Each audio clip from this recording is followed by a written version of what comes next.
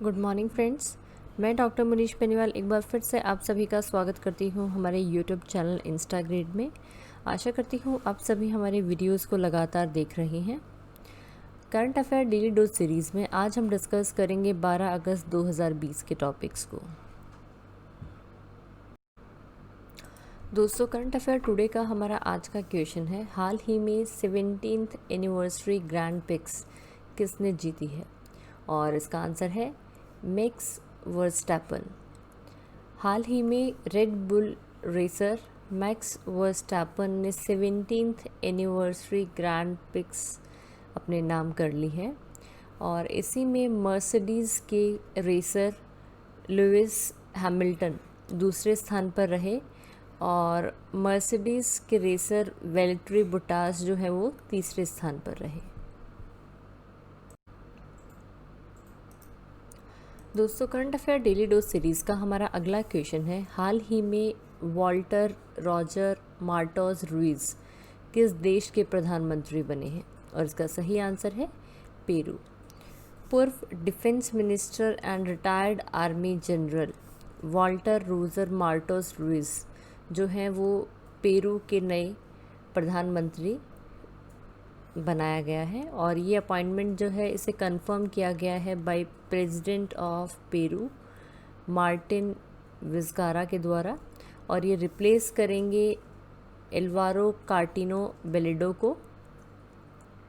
और इनके जो शपथ ग्रहण समारोह की जो सेरेमनी है उसे लीमा के गवर्नमेंट पैलेस में आयोजित किया जाएगा। इसी के साथ इस टॉपिक से हमारे पास कुछ इंपॉर्टेंट क्वेश्चंस हैं। हमारा पहला क्वेश्चन है, पेरू की राजधानी यानी कैपिटल ऑफ पेरू क्या है? और इसका आंसर है लीमा। नेक्स्ट हमारे पास में है, पेरू की करेंसी क्या है? और इसका आंसर है पेरुवियन सॉल। Peruvian sol.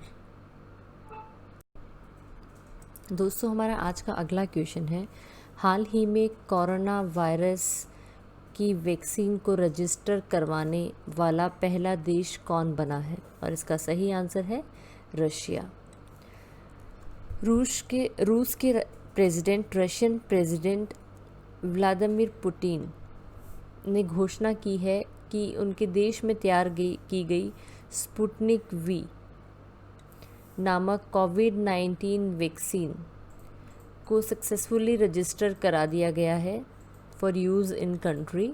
और साथ ही साथ रशियन मिनिस्ट्री ऑफ हेल्थ यानी रूस की स्वास्थ्य मंत्रालय ने मॉस्को में स्थित गैमेलिया इंस्टीट्यूट के द्वारा डेवलप की गई वर्ल्ड्स फर्स्ट कोविड-19 वैक्सीन को मंजूरी दे दी है। और इसी के साथ रशिया जो है वो पहला कंट्री बन गया है to register a coronavirus vaccine. इसी के साथ इस टॉपिक से हमारे पास कुछ इंपॉर्टेंट क्वेश्चंस हैं। पहला हमारा है, प्रेसिडेंट ऑफ रशिया कौन है यानी रूस के राष्ट्रपति कौन है?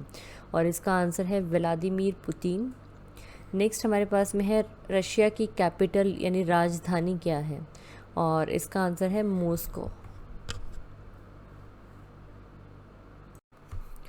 दोस्तों, करंट अफेयर टुडे का हमारा आज का अगला क्वेश्चन है, हाल ही में भारत सरकार ने आत्मनिर्भर भारत को बूस्ट करने के लिए कितने रक्षा वस्तुओं के आयात पर बैन लगा दिया है? और इसका सही आंसर है 101 आइटम्स पर।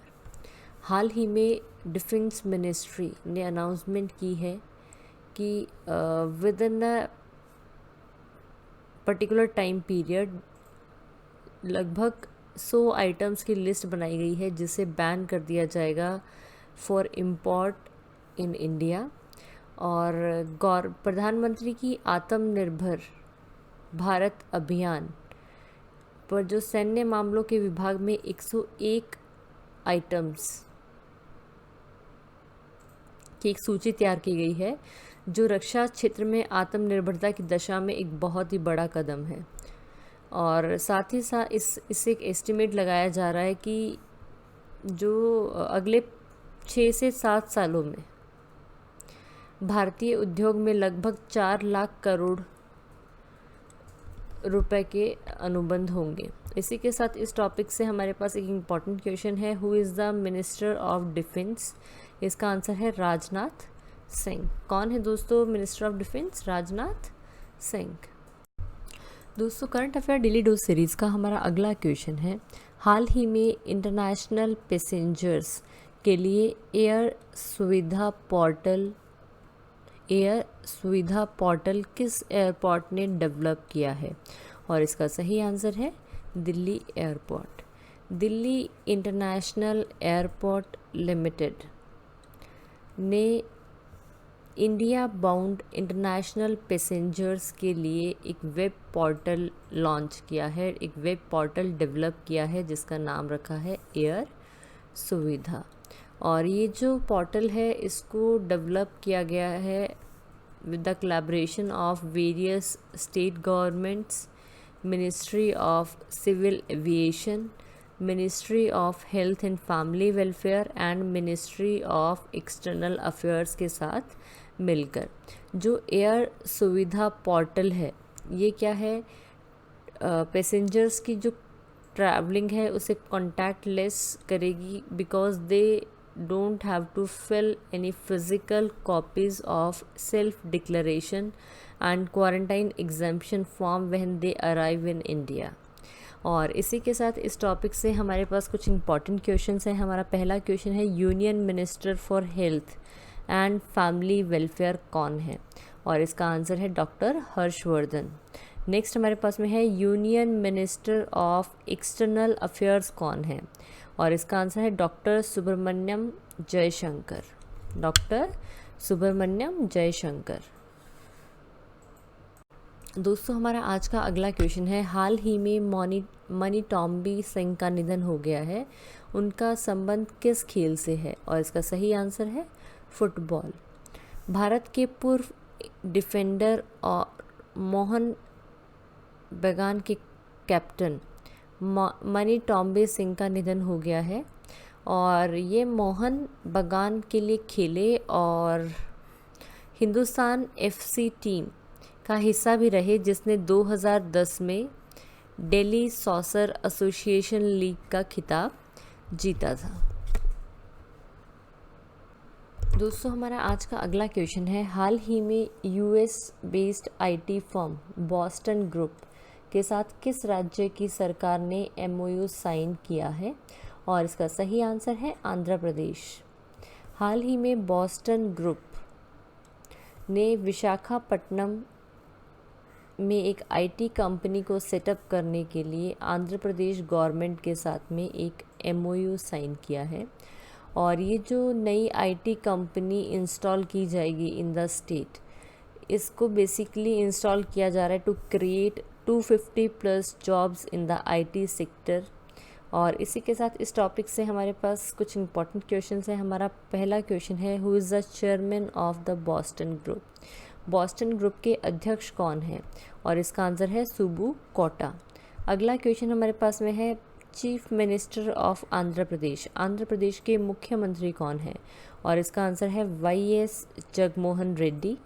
अगला क्वेश्चन हमारा है, गवर्नर यानी राज्यपाल कौन है आंध्र प्रदेश के? और इसका आंसर है विश्वभूषण हरिचंदन। विश्वभूषण हरिचंदन। दोस्तों हमारा आज का अगला क्वेश्चन है, हाल ही में भारत सरकार ने ह्यूमन एलिफेंट कॉन्फ्लिक्ट पर सुरक्षा पोर्टल लॉन्च किया है। इस पोर्टल को किसने लॉन्च किया है? और इसका आंसर है प्रकाश जावड़ेकर। हाल ही में union environmental minister Prakash Javadekar ने ह्यूमन एलिफेंट कॉन्फ्लिक्ट पर एक नेशनल पोर्टल लॉन्च किया है जिसका नाम रखा है सुरक्षा। और ये जो पोर्टल है इसका मेन उद्देश्य है वास्तविक समय की जानकारी देना और साथ ही साथ सही समय पर जो ह्यूमन एलिफेंट कॉन्फ्लिक्ट्स हैं उनको मैनेज करना। नेशनल और साथ ही इस पोर्टल का एक मेन उद्देश्य है to set data collection portals, data visualisation tools and data transmission pipelines. और ये जो नेशनल पोर्टल है इसको लॉन्च किया गया था during the celebration of international annual event world elephant day.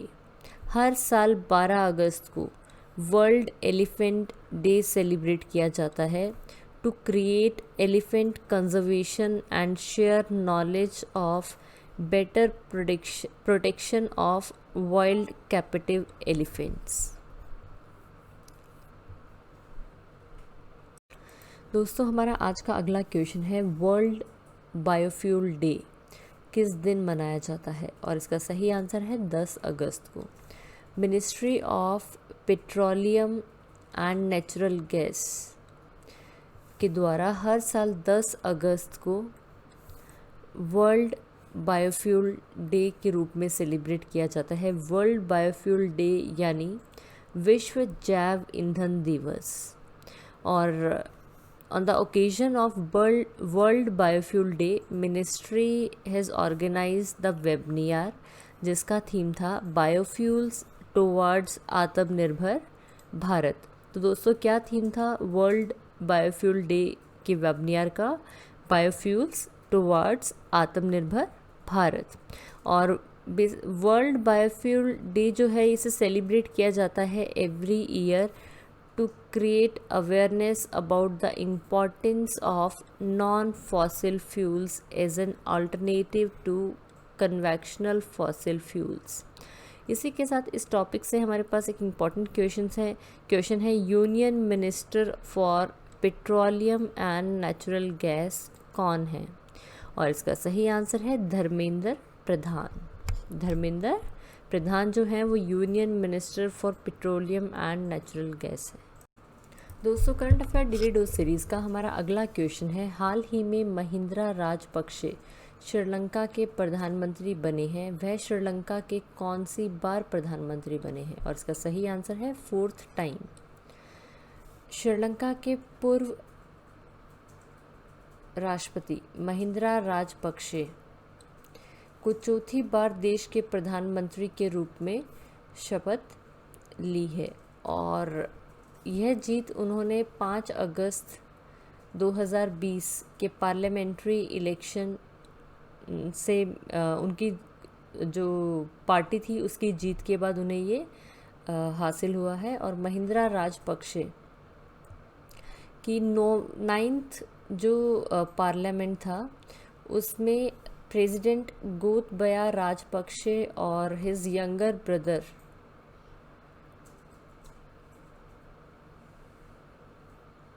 ने पद की शपथ ऐतिहासिक बुद्धिस्ट टेम्पल राजा महा विहार जो कि एक नॉर्थ कोलंबियन उपनगर में दिलाई। Mahindra Rajapaksa first time elect हुए थे as a prime minister in 2004 और उसके बाद में 2018 और 2019 में। और इसी के साथ इस टॉपिक से हमारे पास कुछ इम्पॉर्टेंट क्वेश्चंस हैं। Who is the president of Sri Lanka? इसका आंसर है गोतबाया राजपक्षे। श्रीलंका की कैपिटल क्या है? श्रीलंका की 2 कैपिटल हैं, एक है श्री जयवर्धनापुरे कोटे और दूसरी है कोलंबो। और करेंसी ऑफ श्रीलंका क्या है? श्रीलंकन रुपी।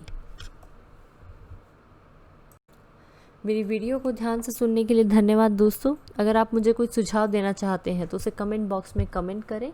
कल फिर मिलते हैं करंट अफेयर डेली डोज की एक नई सीरीज़ के साथ। Thank you.